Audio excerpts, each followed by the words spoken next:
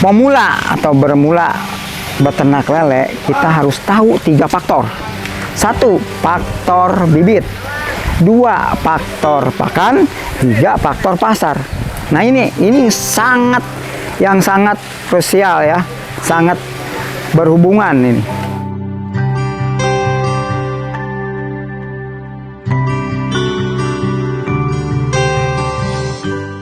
Assalamualaikum warahmatullahi wabarakatuh. Nama saya Haji Neran Sobari yang beralamat Cewe Ombang RT 03 RW 05 Kelurahan Kuripan, Kecamatan Seng, Kabupaten Bogor. Saya menekuni dan menggeluti yaitu budidaya ikan lele. Status saya sebelum budidaya lele yaitu status saya adalah ASN, yang lebih dikenalnya adalah seorang guru. Guru itu guru SD sejak tahun 88. Kemudian setelah saya menetap dan bertugas di SDN Karya Bakti, yaitu pada tahun 1990 saya terjun ke dunia lele.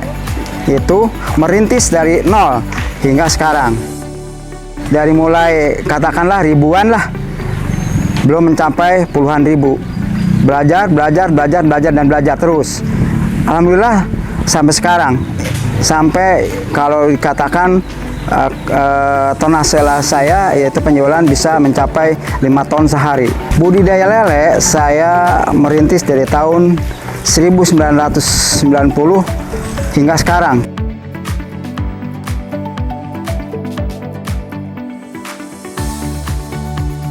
Untuk itu saya menggeluti lele.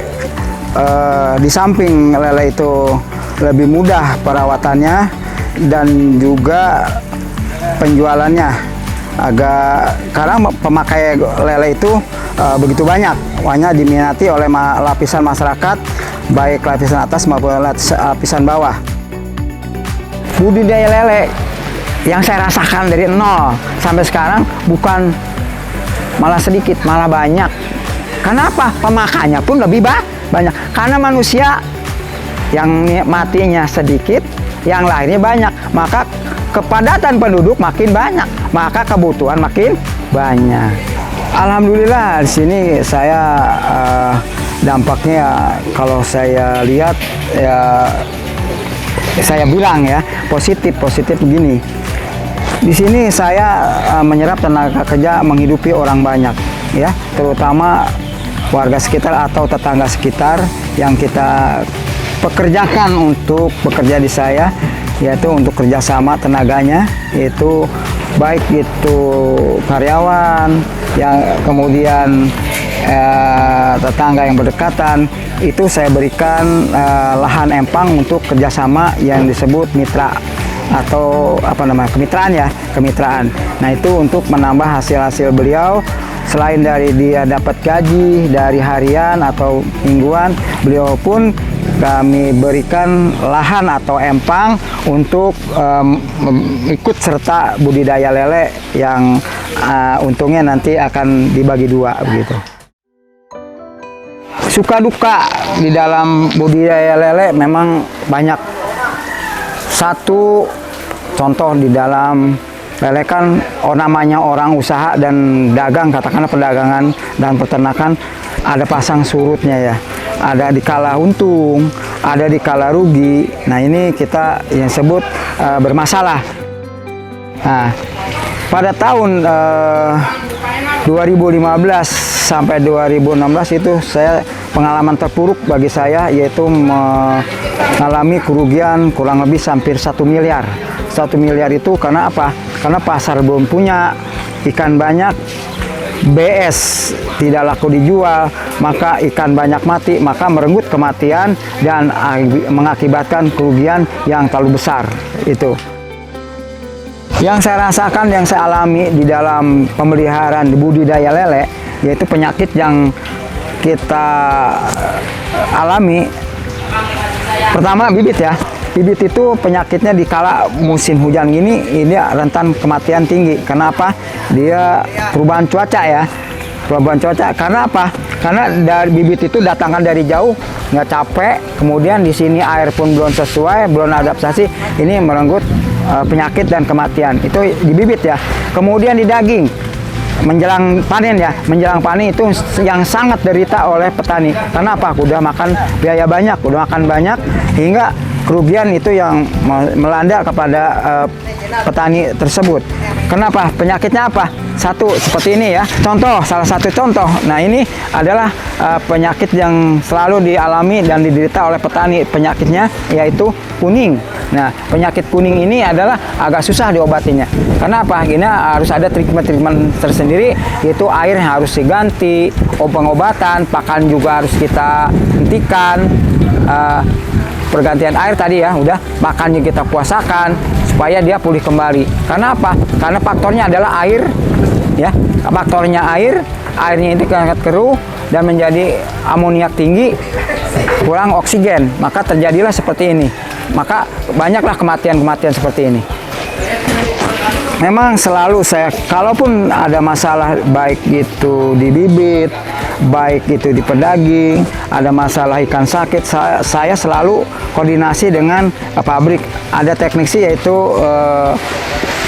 biasanya saya selalu koordinasi kepada saudari Yohana. Ini ada ikan yang bermasalah, tolong dilihat dan dicek. Maka ya selalu cepat mengecek daripada kolam, ikan, air dan sebagainya, lalu untuk ditangani bagaimana penanganannya. Apakah itu dari air, apakah itu dari pakan, apakah itu dari bibit, maka di situ diteliti oleh beliau. Begitu. Memang yang dirasakan seseorang petani, terutama petani, untuk mencari pasar memang sulit. Karena kita harus ada kerjasama yang baik antara pedagang dan petani. Untuk itu kita ya pertama-tama kita menawarkan terlebih dahulu kepada pedagang ya, karena kita masih statusnya masih petani. Untuk itu ya lama-kelamaan ya bisa berkembang. Untuk menghadapi pasar yang baik, kita sebagai petani terutama kita harus punya ukuran yang unggulan ya.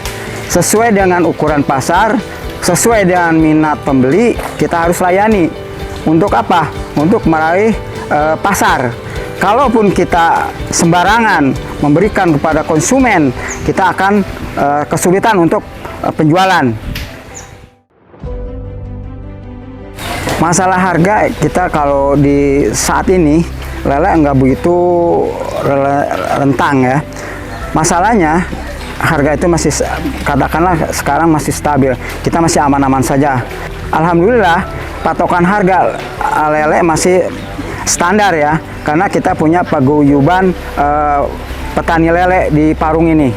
Paguyuban adalah suatu perkumpulan para petani untuk menghadapi baik pakan maupun penjualan. Ini harus kerjasama dan harus kompak. Apabila menentukan harga, kita harus ikuti apa keseriusan dan apa namanya ya, kekompakan daripada ini paguyuban. Kita harus patuhi itu.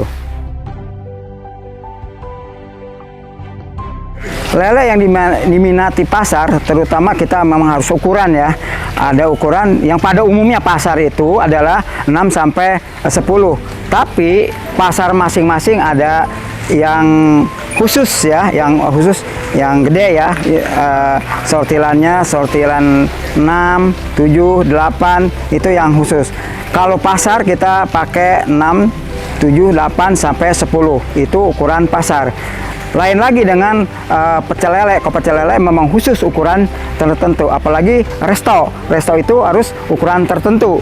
Tidak mau dia ukuran yang terlalu kecil, terlalu besar, ukuran yang sedang. Di budidaya lele sebenarnya kalau di bibit nggak seberapa, 1:4 ya harga per kilonya ya, per kilonya. Kalaupun kita pelihara ikan, katakanlah 10.000 ya, 10.000 ekor itu boleh katakan paling biaya untuk pembenihan yaitu 2,5 juta, tetapi pakannya 3 kali lipat. Karena perbandingan 10.000 itu 30 karung pelet. Maka 30 karung pelet kalikan sekian yang sekarang. Maka lebih tinggi biaya pakan daripada biaya bibit. Maka itu kita sangat berpesan kepada pabrik, tolong kualitas ini terlalu terjaga gitu. Yang saya gunakan yaitu selama ini pakan Sapir gitu. Kualitas pakan adanya di tangan pabrik. Untuk itu, seorang petani mengharapkan pakan itu dengan protein yang stabil, kualitas yang stabil, agar menjaga daripada kualitas-kualitas tersebut dan harus bisa menjaga nama baik pabrik tersebut.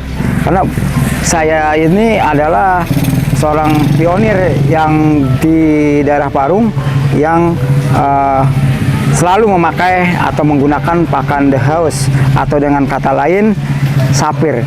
Maka dari itu, terutama orang pabrik-pabrik ini, saya berulang kali saya berpesan agar dijaga kualitasnya, agar selalu mencintai dan selalu memakai dan selalu menggunakan pakan kita ini, pakan yang saya gunakan selama ini, yaitu pakan Sapir pada umumnya, yaitu ada Sapir 2, Min 2, Min 3, terus ada lagi dengan oniknya. Ini selalu saya pakai dari pembibitan sampai dengan pedaging.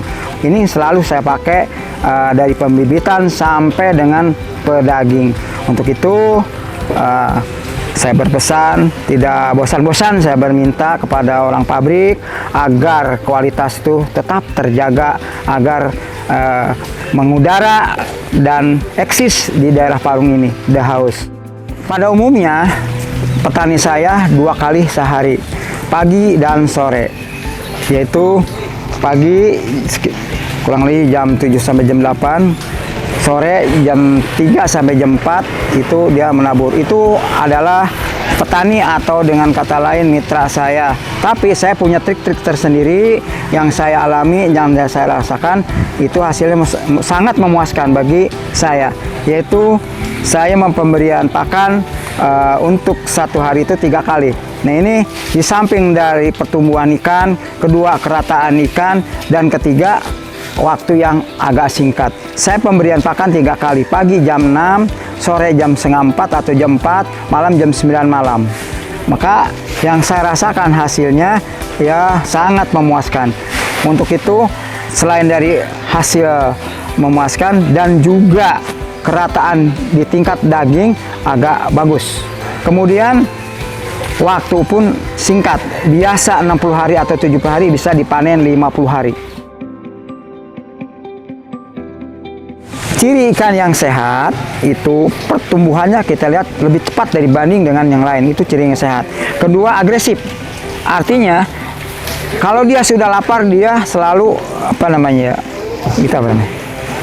putar, berenang, berputar-putar seolah-olah dia ingin diberi makan. Itu ikan yang sehat. Kedua, lihat badannya licin, ya. Kemudian tidak kuning kumisnya. Kemudian pertumbuhan pun lebih cepat. Itu yang sehat, yang bagus. Karena ada kalanya ada ikan yang lebih cepat pertumbuhannya, ada kalanya yang lebih lambat. Padahal bibit yang sama, pakan yang sama, tapi bisa ada perbedaan. Ini larinya kepada cara petani itu sendiri, bagaimana mengelolanya dia, cara dia perawatannya. Ini faktor juga itu. Perawatannya kan masing-masing petani tidak sama perawatannya, gitu. Baik ya. Kalau kita pemula atau bermula beternak lele, kita harus tahu 3 faktor. 1, faktor bibit. 2, faktor pakan. 3, faktor pasar. Nah, ini sangat krusial ya. Sangat berhubungan ini. Kenapa?